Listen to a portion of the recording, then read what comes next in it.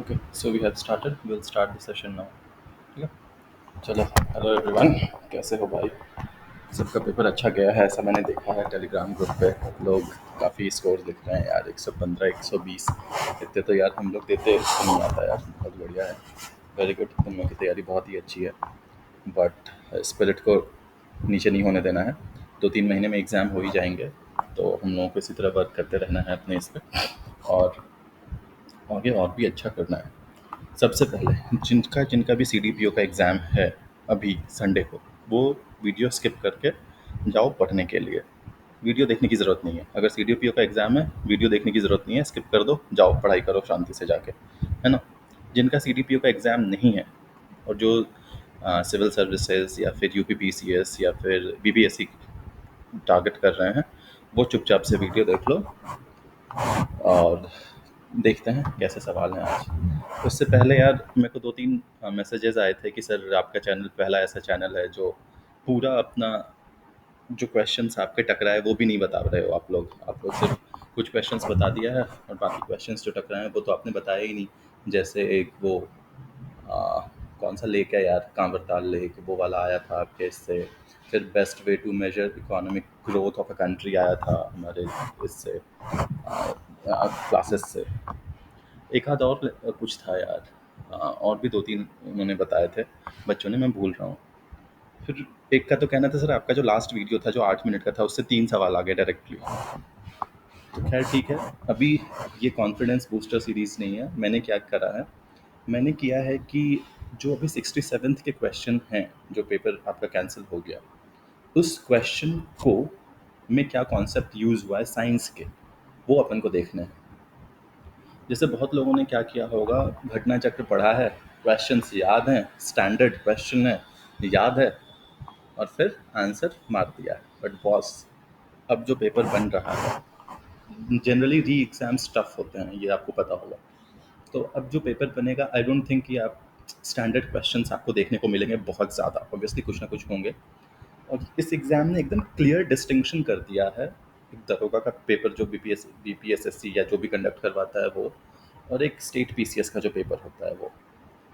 तो now Lucent, घटना चक्र, crown, nano, super nano, micro, ये सब सफिशिएंट नहीं है आपके लिए भाई.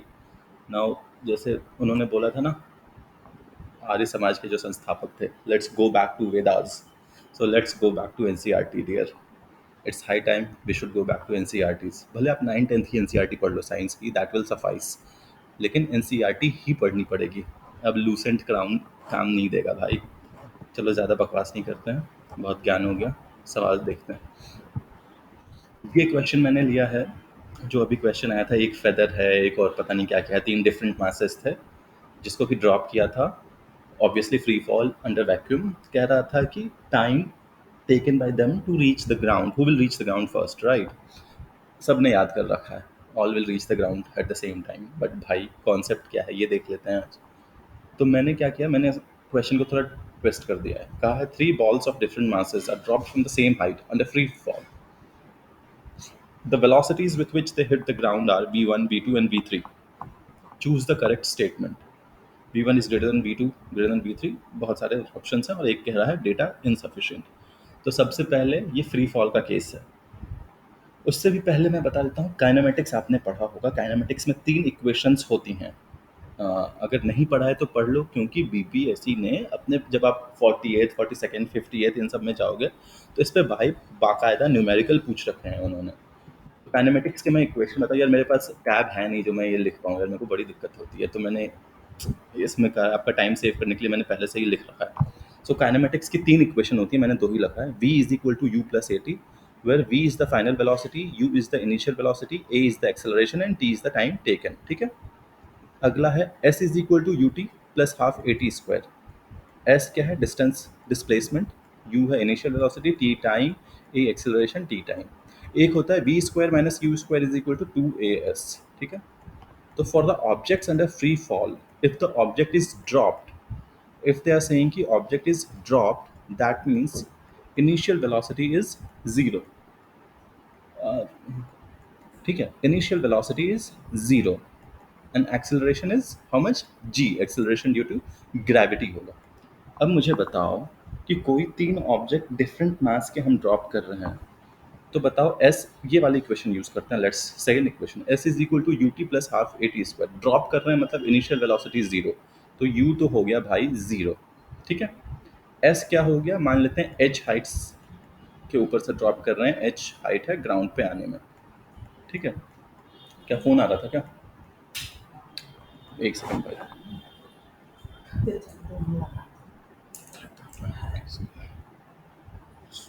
चलो, sorry for the disturbance, let's continue. तो एच जो है मान लेते हैं हाइट है, और u इनिशियल वेलोसिटी है। इनिशियल वेलोसिटी तो जीरो है, h हाइट था। तीनों के लिए हाइट सेम होगा क्या? एकदम सेम होगा। तीनों की इनिशियल वेलोसिटी जीरो है क्या? एकदम जीरो है। तीनों का acceleration due to gravity same है क्या? एकदम सेम है। तो और टाइम है, देखो इसमें कितने पैरामीटर्स हैं, वन, एस एक पैरामीटर है, यू एक पैरामीटर है, ए एक पैरामीटर है, टी एक है, तो एक दो तीन चार पैरामीटर्स हैं। चार में तीन पैरामीटर सेम है, तो टी भी तो सेम होगा। चलो सॉल्व भी कर लेते हैं। एस को मैंने एच पुट कर दिया, ठीक है, यू को जीरो कर दिया, टी को टी ही रखा, हाफ को हाफ रखा, ए को जी रखा, टी को टी रखा, तो यू टी तो हो गया भाई जीरो। अब इक्वेशन क्या बनी, H is equal to half G T square. यहाँ से टी अगर आप निकालोगे under root two H by G आ रहा है। अब देखो time taken to reach the ground is equal to under root two H by G, which is independent of मास।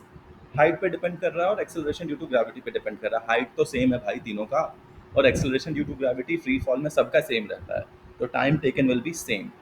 अब मैंने क्वेश्चन फ्रेम कर दिया है कि they hit the ground with certain velocities v1 v2 v3. Will the velocities be same when they hit the ground? Let's find out, will the velocities be same or not. So we'll use the first equation, v is equal to u plus at.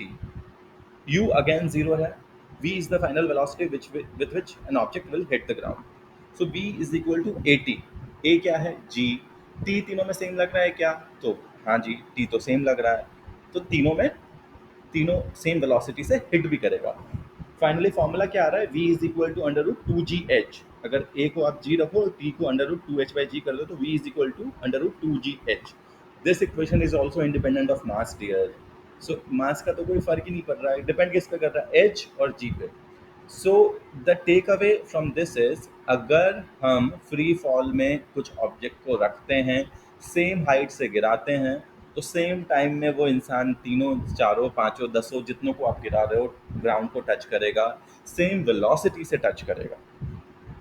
Is the take away clear from this? एक और equation होती है, अगर kinematics की equation की बात करें तो तीन इक्वेशन होती है, v is equal to u plus a t, s is equal to u t plus half a t square, और एक होती है v square minus u square is equal to two a s, ठीक है। Third वाले की need नहीं पड़ी, इसलिए मैंने लिखा नहीं। However, you don't have to remember the formula, dear. Again, I am telling you, max you can remember v is equal to u plus at, क्योंकि वो बहुत सिंपल है। आपको टेक अवे क्या है, फ्री फॉल में, फ्री फॉल में मतलब एयर रेजिस्टेंस काउंट नहीं करते हैं भाई, फ्री फॉल मतलब only under the influence of gravity, nothing else. Free fall में dropped, dropped again, dropped not thrown. Drop मतलब इनिशियल वेलोसिटी जीरो होगी तब, अगर थ्रो करोगे तो इनिशियल वेलोसिटी कुछ होगी। We are dropping the object, not throwing it, ठीक है। So if the objects are dropped, then the time taken by them to reach on the ground will be same for all of them. The velocity with which they'll hit the ground will be same for all of them. Am I clear with this, or do I need to tell you more about this? I don't think. ठीक है, तो ये इसका answer क्या हो जाएगा, three balls of different masses are dropped from the same height and a free fall. The velocities with which they hit the ground are v1 v2 v3. So that means v1 v2 and v3 are equal. Do we need the height का कितना height है, कितना मास है, इस सब की जरूरत है क्या? नहीं भाई, ना हाइट की जरूरत है ना मास की जरूरत है। मास से तो इंडिपेंडेंट इक्वेशन आ रहा था। आपको कुछ नहीं दिया, आपसे सिर्फ पूछ रहे हैं। अगर आपसे v1 की वैल्यू पूछता तो आपको g पता ही है, 10 मान लेते हैं, और h की वैल्यू आपको पता होनी चाहिए थी, तो आप v1 की वैल्यू निकाल लेते। यहाँ v1 की तो वैल्यू पूछ नहीं रहा है, यहाँ सिर्फ पूछ रहा है वेलोसिटी जिससे वो टकराएगा, जमीन को हिट करेगा, अंडर रूट टू जी एच। दोनों में, तीनों में under root two ji h, under root two ji h, under root two ji h. So v1 is equal to v2 is equal to v3। I hope I made this point clear. अगला सवाल, बहुत ही प्यारा सवाल है, बहुत ही बढ़िया सवाल है। जितने लोग घटना चक्र याद करके जाके टिक मार देते हैं कि data in remain same, water level remain same, ये बता दो भाई फिर। सेम उसी से सवाल लिया है मैंने यार, अभी जो बीपीएससी हुआ था उसी उसमें सवाल पूछा था, an ice cube floats in a glass of water, what will happen to the level of water when ice melts completely. तो इसमें तो आप स्टैंडर्ड क्वेश्चन है, आपने समझा है नहीं, आपने कर रखा है याद कि रिमेन सेम। अब मैंने दिमाग लगा दिया, मैंने बोला कि चलो पानी में तो आप बहुत करते हो, विस्की के ग्लास में करके बताओ। कह रहा है N ice cube floats in a glass of whisky, what will happen to the level of whiskey when the ice melts completely, given that the density of whiskey is more than water। सबसे पहले इसमें flotation का concept देख लेते हैं। Again मेरे पास था नहीं यार, तो मैंने ये लिख लिया, बेयर विथ मी। अब देखो, एक ऑब्जेक्ट है, कोई सॉलिड ऑब्जेक्ट है या आइस क्यूब है, मान लो सॉलिड ऑब्जेक्ट मान लेते हैं अभी फॉर द टाइम बीइंग, जो कि कंप्लीटली डूब जाता है, ये फाइनली सेटल हो जाएगा अंदर आके, है ना, इस पे ज़मीन पे बैठ जाएगा। तो इसका मतलब है जिस लिक्विड में ये सेटल हो रहा है, डूब रहा है, उस लिक्विड से इस सॉलिड की डेंसिटी ज़्यादा है। Density of solid is greater than density of liquid. अगर इस तरह से है, मतलब डूबा नहीं है, सेटल डाउन नहीं हुआ है, कंप्लीटली सबमर्ज्ड है, however it is still floating, right, it has not sunk down, अभी फ्लोट ही कर रहा है, लेकिन कुछ पार्ट ऊपर नहीं है उसका, कंप्लीटली पानी के अंदर है, however still floating, it means both have the same density, low solid, density of solid is equal to density of liquid. एक है कि कुछ पार्ट भाई साहब का अंदर है, कुछ पार्ट भाई साहब का बाहर है, मतलब सॉलिड की डेंसिटी कम है लिक्विड की डेंसिटी से। आइस क्यों फ्लोट करता है? क्योंकि आइस की डेंसिटी कम है पानी की डेंसिटी से, इसलिए वो फ्लोट करता है। क्या आइस कंप्लीटली सबमर्ज होकर फ्लोट करता है? नहीं, आइस का कुछ पार्ट बाहर रहता है, कुछ पार्ट अंदर रहता है। नेल जो होता है, कांटी कांटी कांटी क्यों डूब जाता है पानी में? लोहा इसलिए डूब जाता है क्योंकि उसकी डेंसिटी ज़्यादा है। अब देखो, अब कह रहा है कि विस्की की डेंसिटी पानी की डेंसिटी से ज़्यादा है, उसमें आइस फ्लोट कर रहा है। अब आइस फ्लोट कर रहा है, तो आइस फ्लोट कर रहा है, तो ये कौन सा केस में आएगा बताओ? केस 1, 2, 3, कॉमन सेंस से बताओ। केस 1 तो फ्लोट का है ही नहीं सर, आप क्या बोल रहे हो? केस 1 तो सिंक का है, इट इज़ नॉट फ्लोटिंग, तो केस 1 तो होगा नहीं। या तो केस 2 होगा या केस 3 होगा। जब वाटर आइस में फ्लोट करता है तब केस 2 होता है या केस 3 होता है? सर, आइस की रिलेटिव डेंसिटी 0.9 है, मतलब वाटर से कम डेंसिटी है उसकी, तो ऑब्वियसली 2 नहीं होगा। 2 में तो जब वाटर के बराबर डेंसिटी होगी तभी होगा। तो केस 3 है वाटर और आइस के केस में। अब कह रहे विस्की और आइस के केस में बताओ। कह रहा है विस्की की डेंसिटी तो पानी से भी ज़्यादा है, जब पानी में ही वो फ्लोट करता है, केस 3 है, तो विस्की में तो ऑब्वियसली केस 3 होगा, केस 2 तो हो ही नहीं सकता, है ना। तो हमको इतना चीज़ समझ में आ गया कि हम केस 3 से डील करने वाले हैं, मतलब ठीक है ना। अब देखते हैं। अब देखो, इस सवाल को बनाने के लिए थोड़ा सा फिजिक्स का क्वेश्चन है, 11th का क्वेश्चन है ये फिजिक्स का। मैं आपको कैसे सॉल्व करना है वो नहीं बताऊंगा, वो मैंने सॉल्व कर रखा है यहाँ पे। मैं आपको सिर्फ रिजल्ट पे ला रहा हूँ, लुक एट द रिजल्ट। ये जो रिजल्ट वाला पार्ट है, इस पे ध्यान दो आप, ठीक है। इसको जूम कर दूं क्या? एक सेकंड भाई, कोई जाना, जूम करता हूँ इसको, कहाँ से करते हैं यार, यहाँ से कर देता हूँ। ये देखो, ये देखो, कह रहा है density of liquid is equal to density of water. अगर डेंसिटी ऑफ लिक्विड जो है, जो भी लिक्विड है, जैसे इन इन आवर केस, चलो उससे पहले ये बता देता हूँ, ये देख लो भाई। ये कह रहा है सिर्फ अभी विस्की ले रखा है या कोई लिक्विड ले रखा है, विस्की छोड़ दो, वाटर छोड़ दो, कोई भी लिक्विड ले रखा है, हाइट इसका एच है मान लेते हैं, सपोज करते हैं। अब इसमें आइस क्यूब डूबा, आइस क्यूब को हमने डाला, तो हाइट हो गया h1। For sure this height h1 will be greater than this height h, right, एकदम सही बात है। अब कह रहा है कि सर आपने तो ये कर दिया, लेकिन आप मुझको ये बताओ कि what if this ice melts, then the height will be h2, will h1 and h2 be same, or h1 will be greater or h2 will be greater, that we have to find out, है ना। अब देखते हैं। अब मैं कह रहा हूँ density of liquid, in our case the liquid is whiskey, right? Density of liquid is if it is equal to density of water. If density of liquid is equal to density of water, then both heights will be same. If density of liquid is greater than density of water, then H2 क्या था, melt होने के बाद जो height है, that will be greater than initial height. If density of liquid is less than density of water, then H1 will be greater than H2। H1 क्या था, initial height will be greater than finally after ice melting। अब मुझको ये बताओ, ये water ही क्यों ले रहे हो, वाटर से ही क्यों आपका पाला पड़ रहा है भाई?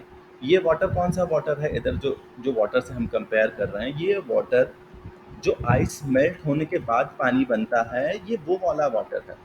अगर आइस की जगह मैं कुछ और लूँगा तो ये इक्वेशंस वैलिड नहीं रहेंगी, ठीक है? लिक्विड कुछ भी हो सकता है, लिक्विड पानी भी हो सकता है, विस्की भी हो सकता है। अब मान लो कि जो हमारे एग्ज़ाम में क्वेश्चन आया था, उसमें क्या था, उसमें लिक्विड हमारा क्या था, पानी था और आइस मेल्ट हो रहा था। तो density of liquid is was equal to density of water, true, क्योंकि हमारा लिक्विड वाटर ही था। तो भाई हाइट में कोई चेंज नहीं आना। अभी हमारा केस क्या है, विस्की है। विस्की में क्या कह रहा है, density of liquid is greater than density of water. See the question, question में ही उसने आपको कह रखा है। Wait, I will show you the question. Question में ही उसने कह रखा है कि density of whisky is more than water. जब density of whisky is more than water, तो H2 will be greater than H1। H2 क्या है, मेल्ट होने के बाद जो हाइट है, तो मेल्ट होने के बाद height will increase. I hope I made it clear dear. इसमें इसमें आपको ये समझना है, ये पेज, इस पेज का सिर्फ रिजल्ट याद रखना है, इससे ज़्यादा कुछ नहीं। और इससे पहले वाले पेज में आपको सब याद होना चाहिए। फॉर्मूला नहीं भी याद हो, ये इक्वेशंस याद होनी चाहिए। फाइनल रिजल्ट क्या आ रहा है वो याद ना रहे तो कोई दिक्कत नहीं है, फिर आप निकाल लोगे, ठीक है? अब देखो, मैंने सोचा है कि मैं ऐसी इसी तरह के जो क्वेश्चंस जो अपने बीपीएससी में आए हैं अभी, उनके थ्रू मैं आपको कॉन्सेप्ट्स देने की कोशिश करूँगा। उनके इर्द गिर्द जितना भी हो सकता है, जो मुझे आता है और जो एग्ज़ाम के लिए रेलिवेंट है। आता तो यार पढ़ पढ़ के आदमी बहुत पढ़ लेगा, बट जो एग्ज़ाम के लिए रेलिवेंट हो वो बताने की कोशिश करूँगा, ठीक है? अब एक सवाल है ज्योग्राफी का जो मैं सॉल्व नहीं करूँगा अभी, ये आपके लिए होमवर्क है, but this is a good question. जो यूपीएससी की तैयारी कर रहे हैं भाई, तुमसे ये सवाल बनना चाहिए, ठीक है? अब देख लो, सवाल कह रहा है the distance between Kishanganj and West Champaran is same as that of length of river Ganga in Bihar. Length of river Ganga क्या है ये आपको पता होगा, बिहार में कितनी लेंथ है। कह रहा है a person starts from Kishanganj at 11 AM local time. Local time और ग्लोबल टाइम और इंडिया का स्टैंडर्ड टाइम क्या है, ये देख लो।